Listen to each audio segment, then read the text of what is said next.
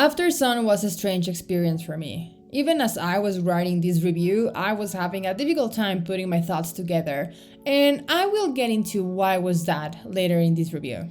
I am someone who really likes the style of this movie. I like slice of life movies where we contemplate how intricate our normal lives can be. One of my favorite movies is Night of Cups by Terrence Malick, a movie that many people don't tend to like because they say it's too long and too vague, when in reality it's the journey of a man finding peace within him and in his life. So, Aftersun was right on my alley. Aftersun is a movie that never directly tells you what is really going on. On the surface is the story of Sophie, a 30-year-old woman remembering a particular summer she spent with her dad when she was 11 years old. During the movie, you basically see a father going on a trip with his only daughter. As simple as that. However, there was something in the movie that never felt quite okay. Something was off. I remember watching the movie and seeing this father enjoying his time with his daughter, sure, but it was like he wasn't completely there at moments. He was looking away, almost absent, and I give credit to Paul Mescal for this. He was so nostalgic in this movie.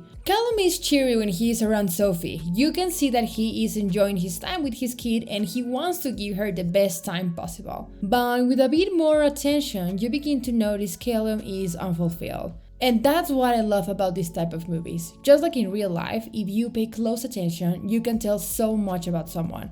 Through casual conversations here and there, you can find out Calum isn't doing well financially, and yet he is insisting to do this trip with his daughter, give her the best experience he can. Then you can tell his love life isn't doing well either, and he may be even nostalgic about his relationship with Sophie's mother. It eventually becomes loud and clear Calum is not happy with his life and that he is mostly struggling, breaking under the pressure.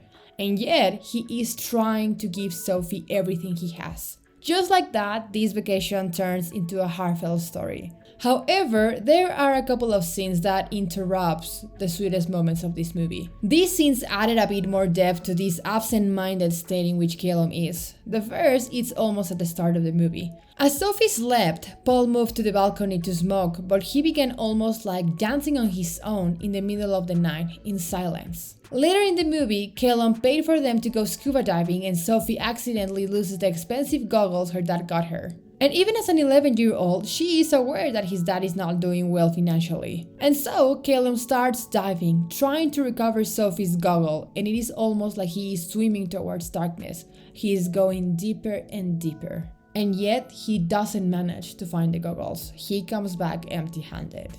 It becomes clear something much more serious is going on with Calum. At the age of 31, he has an 11-year-old daughter, he is doing bad financially and doing bad in his personal life. And not only that, but he is watching his kid grow up. As an 11-year-old girl, Sophie grows curious with a bunch of teenagers that are staying in the same resort as her, and she also gets to know kids her age. She is in the young age where the world is a blank piece of paper and she cannot wait to grow up, to be able to experience the world all on her own. It is around this age where kids start distancing themselves from their parents, and Sophie is reaching this age. And so, in some of the last scenes of the movie, after watching one of the shows at the hotel they are staying, Calum wants to go back to the room and sleep, but Sophie says she wants to stay out a bit longer. And to this, Calum's response sounds almost too irritated, but he lets her stay.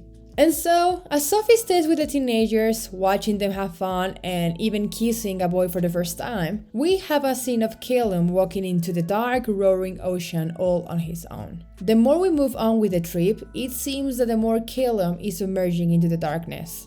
The scene that sealed for me what was going on was when Sophie convinced a bunch of people to sing happy birthday to Calum, thinking it would be a sweet gesture. And instead of smiling, Calum just stares down at Sophie and the crowd. Not a smile cracks on his face. It's almost like he cannot find the joy on another yin passing by. The ending scenes from the movie settle a heavy lump on my throat. We see Calum breaking down in tears, inconsolable.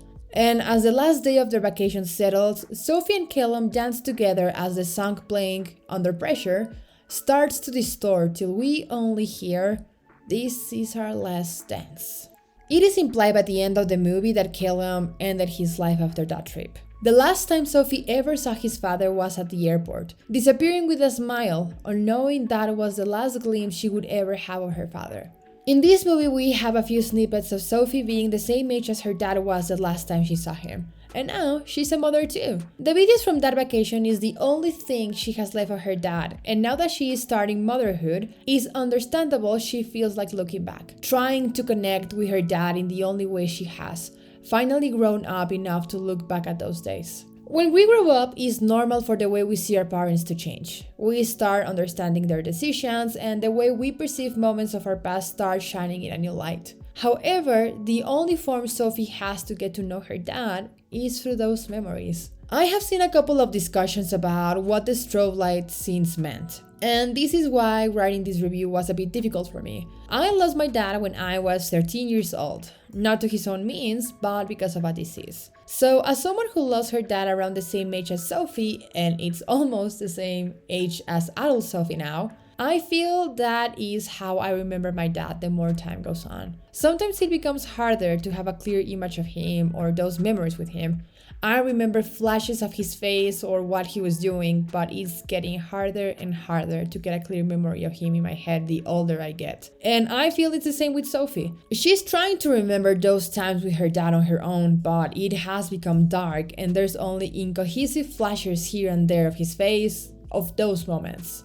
From my own experience, Aftersun is a successful emotional movie and Paul Mescal was great as Calum. He manages to share so many ups and downs with few glimpses and moments. Also, the cinematography and imagery is fundamental for sharing the story, and Charlotte Wells deserves a big round of applause for so softly but effectively creating a nostalgic, heartfelt story that so many people have been able to relate in so many ways. And talking a bit more about mental health, depression sometimes works like that. Most of the time it's unseen. One person can hide so much and we find out till it's too late. I can understand why a movie like this can spark so many emotions and conversations around it. I'm happy movies like this one exist. They remind me it's worth to pay a bit more attention to others, to the people I love, to the people around me. And it also reminds me just how complex our regular lives can be.